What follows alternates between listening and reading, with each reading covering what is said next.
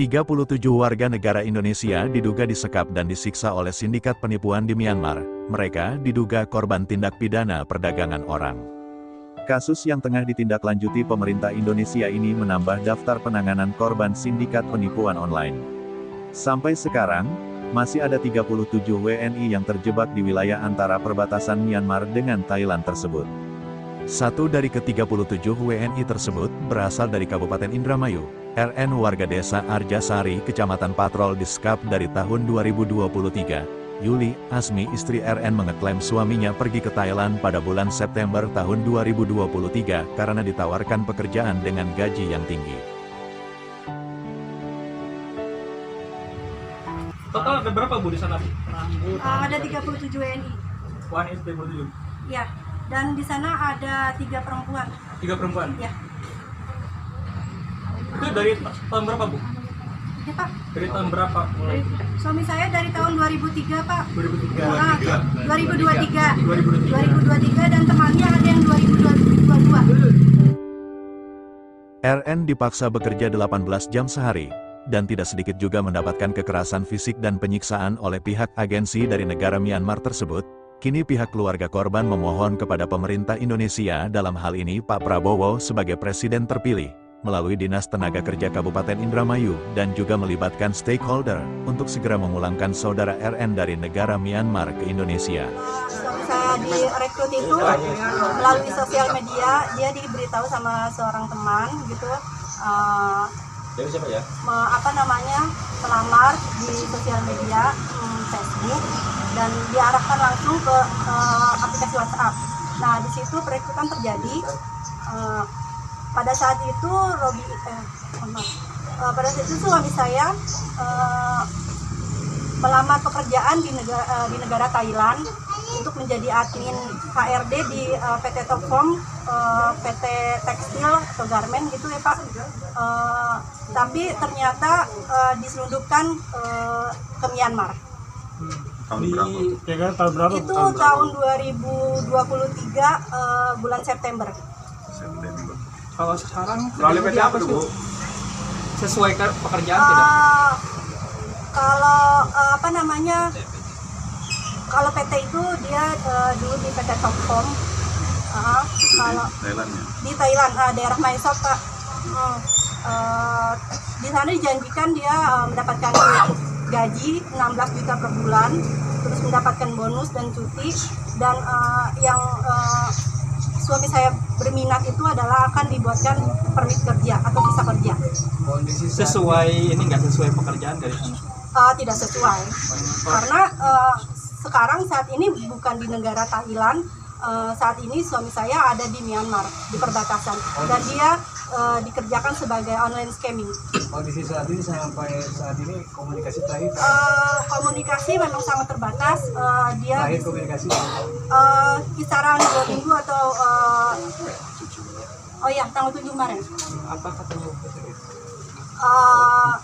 Dia menghubungi Bapak Solihin sebenarnya untuk minta dibantu segera evakuasi atau menekan pemerintah segera dievakuasi gitu. Dengan Ibu sendiri ada komunikasi? Saya sendiri ada. Apa katanya waktu itu? Karena saya sudah melapor ke banyak pihak atau lembaga gitu ya.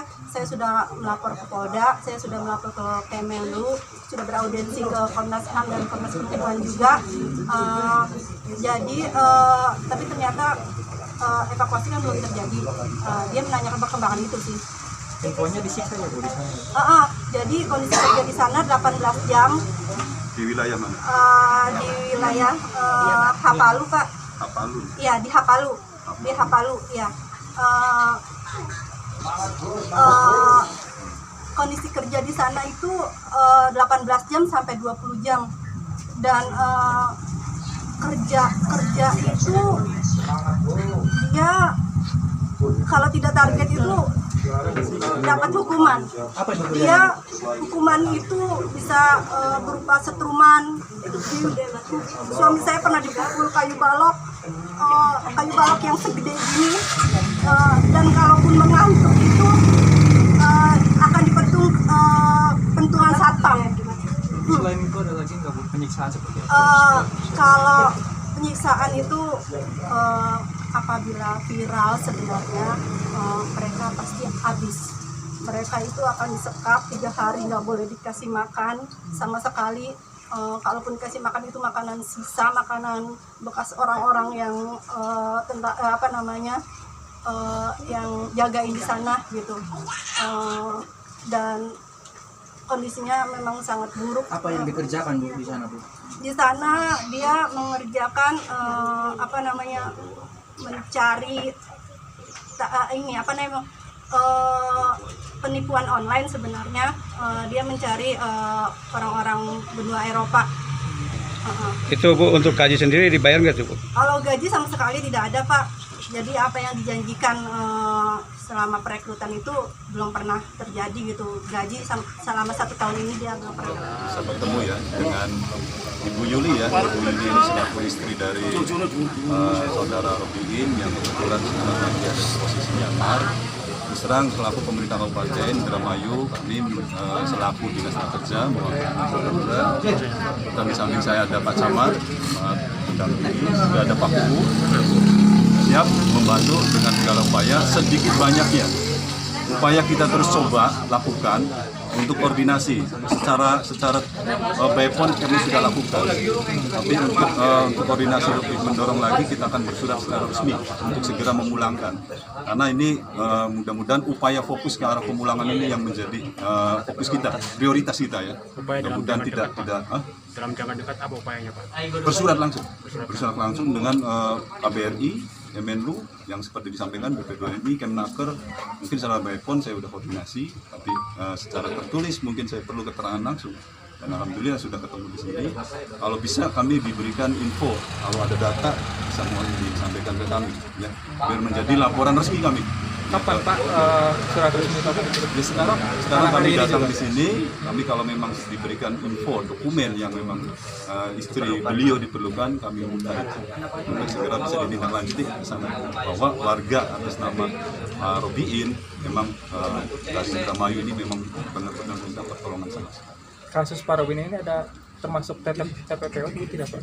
Ini masih dugaan ya, ini masih dugaan ada yang disebut penipuan, tetapi ketika konteksnya ini dari mulai mekanisme sudah terlihat ini tidak sesuai prosedur, apalagi ada penyiksaan, ada eksploitasi, ini sebenarnya sudah masuk. Tetapi ini kan melalui mekanisme bukan orang ya, bukan agen, tapi melalui medsos yang sulit kita cari pertanggungjawaban dari luar negerinya ya, medsos informasinya atau ada dari Iya sini. betul, memang itu bernomor Luar negeri ya. Thailand. Nah, ini yang menjadi sulit. Kalau mungkin memang ada yang orang sini, orang ininya bisa kita langsung telusuri itu. Dia harus bertanggung jawab. Tetapi ini kan melalui medsos yang secara ini keluarga sendiri belum banyak mengetahui informasi seperti ini. Ya, Berarti masih akan lakukan pendalaman juga ya dari di sana? sepertinya kita fokus pemulangan. Fokus pemulangan dulu. Kalaupun memang ini kan jangan sampai berulang kembali. Karena sebenarnya ini di info nasional ini sebenarnya sudah ramai sekali dan sedang ditindaklanjuti oleh pemerintah pusat. Nah, khususnya untuk masyarakat yang berkeinginan ya bekerja ke luar negeri biar aman, coba kita siapkan 5S. Siap dokumen, siap fisik dan mentalnya, ya kan? Terus siap dari sisi bahasa, ya kan? Siap keterampilannya, skillnya, siap budayanya. Jadi harus tahu dulu negara tujuan itu seperti apa. Harus tahu dulu, dan itu bisa ditanyakan ke kami, ke Dinas Tenaga Kerja. Jadi hati-hati, waspada, apalagi informasi medsos tidak bisa mudah dipertanggungjawabkan masyarakat. Minimal mungkin di pemerintahan terdekat atau dari masyarakat itu di desa bertanya. Insya Allah dari desa kadang bisa mengantar ke kami, ke Disnaker, untuk lebih menjelaskan informasi yang lebih betul ya, bagaimana cara berangkat yang baik.